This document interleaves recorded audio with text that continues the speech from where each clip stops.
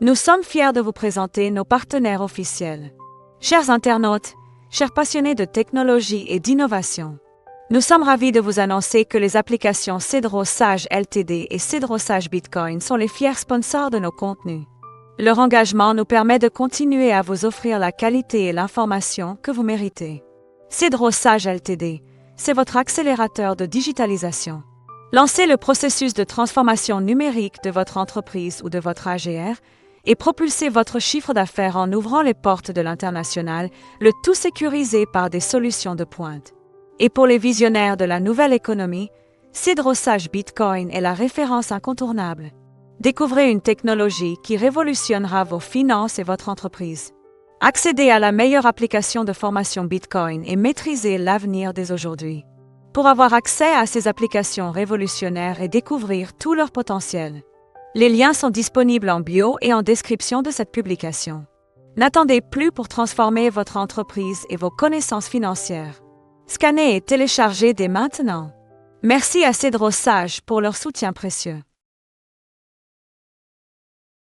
Je suis avec mes deux enfants et je fais la demande en ligne et ça n'a jamais abouti. Pas de bourse pour les États-Unis, la France, le Canada. Répondant à la sollicitation de nombreux Gabonais sur la question de l'attribution des bourses à l'étranger, Brice Clotaire Oligui Nguema n'a pas tergiversé. Aucune attribution ne sera effective pour le compte de l'année 2026 dans les pays où les frais de scolarité sont élevés. Outre cet aspect, selon le président de la République gabonaise, plusieurs compatriotes font le choix de ne plus rentrer après leur formation. Des choix préjudiciables pour le Gabon qui perd des élites devant participer à sa construction. Cette année, il n'y aura pas de bourse pour les États-Unis, il n'y aura pas pour le Canada, parce que les études coûtent cher.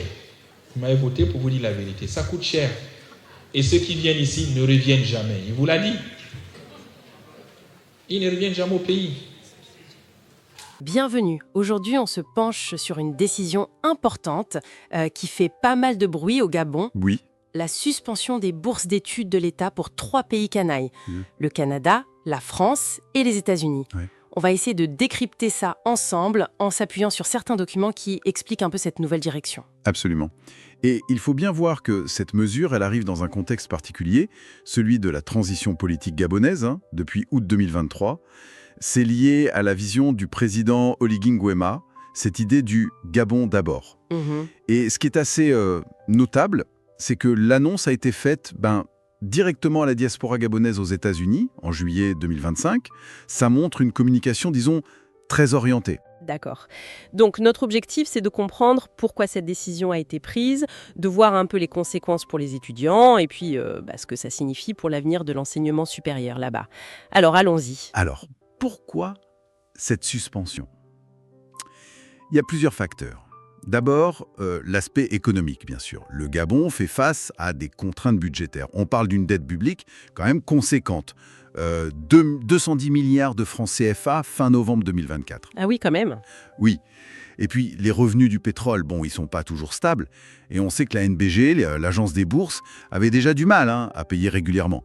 Surtout pour ces pays-là, Canada, France, États-Unis, où les études coûtent assez cher. Mais attendez, les documents mentionnent pourtant que le budget des bourses avait lui augmenté en 2024. Il était passé à 92,2 milliards de francs CFA. C'est un peu paradoxal, non ? C'est vrai, ça peut sembler paradoxal. Est-ce que l'économie, c'est vraiment la seule raison ou est-ce que ça cache autre chose, une stratégie plus profonde ? Très bonne remarque. Ça nous amène justement aux priorités nationales. Cette logique du Gabon d'abord, c'est aussi une volonté de repenser l'économie, d'adapter la formation aux vrais besoins du pays. D'accord. Il y a eu ce décret 0065 en février 2024.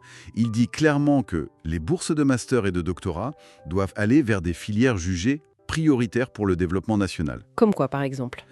On peut penser à l'ingénierie, l'agriculture, le numérique, enfin tout ce qui peut aider à diversifier l'économie gabonaise. Et puis, il y a peut-être aussi un élément international. La suspension de l'aide américaine après les événements d'août 2023, ça a pu jouer. Et cette décision sur les bourses, ça peut aussi être lu comme un signal politique. Une façon d'affirmer sa souveraineté, peut-être de réduire une certaine dépendance, notamment vis-à-vis de la France. Je vois. Mais au-delà de la stratégie, il y a l'humain, les étudiants. Ouais. Les sources décrivent une situation qui était déjà tendue pour eux, même avant cette annonce, c'est ça? Ah oui, tout à fait. Les retards de paiement des bourses, des frais de scolarité, les problèmes de couverture santé, c'était pas nouveau. Malheureusement. Et là, cette suspension, ça vient aggraver la situation pour ceux qui sont déjà sur place, au Canada, en France, aux États-Unis. C'est une précarité qui augmente pour ceux qui sont pris là-dedans. Et pour les jeunes qui, au Gabon, espéraient partir dans ces pays, leur projet tombe à l'eau? Pour eux, oui, c'est clairement une réduction drastique des possibilités. Ces 3 pays étaient vraiment des destinations de choix, très demandées. Donc il va falloir qu'ils trouvent d'autres solutions. Soit d'autres pays, les documents parlent du Maroc, du Sénégal, de la Tunisie, où les choses semblent plus simples ou moins chères, soit rester et étudier au Gabon. Et ça nous ramène à cette volonté des autorités de renforcer les universités gabonaises, de les aligner sur ces fameuses filières prioritaires. On sent aussi un appel du pied à la diaspora, peut-être pour aider, financer. Oui, la volonté politique, elle est affichée, c'est clair. Renforcer le local. Mais ça soulève tout de suite la question clé. La capacité d'accueil? La qualité. Exactement. Est-ce que les universités gabonaises ont aujourd'hui les moyens, la capacité et surtout le niveau requis pour absorber tous ces étudiants et leur offrir une formation vraiment pointue, surtout dans certains domaines très spécialisés? C'est ça le nœud du problème. On se souvient des difficultés passées, le chômage des jeunes diplômés était très élevé. Les chiffres de 2020 parlaient de 40% chez les 15-24 ans. Tout à fait. Il faut que les formations débouchent sur quelque chose. Il y a un vrai risque que les ambitions politiques se heurtent à la réalité du terrain, aux moyens qui manquent peut-être. C'est tout le défi, oui. L'adéquation entre l'ambition affichée et la réalité des infrastructures, des programmes, des enseignants. Bon, pour résumer un peu, on a une décision gabonaise forte, stratégique. Elle est basée sur des raisons économiques, mais aussi sur une vision politique claire, le Gabon d'abord. C'est ça. Mais cette décision, elle a des conséquences humaines immédiates, parfois difficiles pour les étudiants. Et c'est un vrai pari sur la capacité du système éducatif gabonais à monter en puissance, et vite. Exactement. Et peut-être pour terminer, une question à méditer, cette politique qui vise l'autonomie, l'adéquation formation-emploi, ce qui est louable en soi. Oui. Est-ce qu'elle peut vraiment atteindre ses objectifs sans un investissement massif, rapide, dans les universités locales?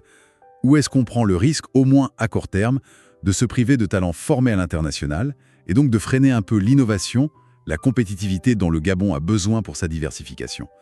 Est-ce qu'une redéfinition audacieuse de la souveraineté ou un pari risqué pour l'avenir? Une question son doctorat en médecine ou ailleurs, qu'est-ce qu'il fait? Il préfère travailler ici parce que ça paye mieux. C'est l'instinct de l'homme. Il veut vivre, on le paye mieux. Donc, à quoi ça nous sert de donner des bourses à des Gabonais qui viennent ici, qui vont rester ici? Désormais, la donne a changé. Attribuer les bourses aux étudiants gabonais vers des pays aux tarifs avantageux tout en tenant compte de l'adéquation formation-emploi. On préfère donner la bourse à quelqu'un qui va au Sénégal, au Ghana, au Maroc, parce qu'on sait qu'ils vont revenir. Donc, si vous avez des enfants, orientez vos enfants vers le Sénégal, le Maroc, et ils vont revenir, ils auront des bourses. Parce que tous ceux qui ont la bourse ici ne reviennent pas. Et grave encore, c'est que vos enfants, ils ont double nationalité. Je veux bien, c'est des Gabonais, mais c'est aussi des Américains. Donc si le Gabon ne fait pas sa part, l'Amérique fait sa part. Pourquoi vous voulez avoir 2 bourses sur le même enfant? Si des mesures ont été prises, ces changements ont pour objectif de s'adapter aux réalités économiques actuelles du pays, mais surtout d'optimiser les dépenses de l'État gabonais.